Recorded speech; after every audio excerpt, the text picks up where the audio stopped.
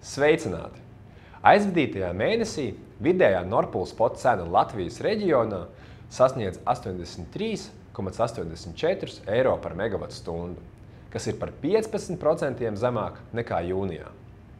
Nozīmīgs fakts ir tas, ka dažās stundās dienas cena bija augstāka nekā maksimuma stundas cena.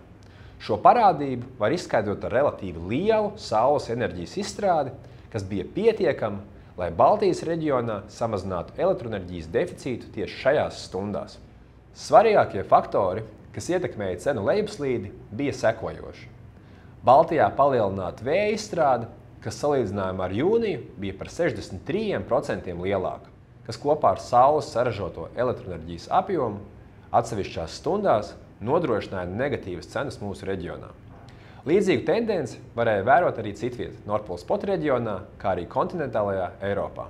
Ziemeļvalstu hidrobilance, kas paaugstinājās vidēji par 10 teravatstundām, salīdzinot ar iepriekšējo mēnesi, gandrīz sasniedzot -6 teravatstundu līmeni jūlijā, ļāva nodrošināt stabilu elektroenerģijas izstrādi arī stundās, kad tā netika pietiekoši daudz saražot no vēja un saules. Dabasgāzes cena samazinājās vidēji par 11%, sasniedzot aptuveni 26,6 eiro par megavatstundu. Interesanti, ka Eiropas Savienības dabasgāzes krātuvju aizpildījums ir sasniedzis jau 86%, un eksperti prognozē, ka septembrī dabasgāzes krātuves varētu būt jau pilnīgi aizpildītas un gatavas ziemas sezonai.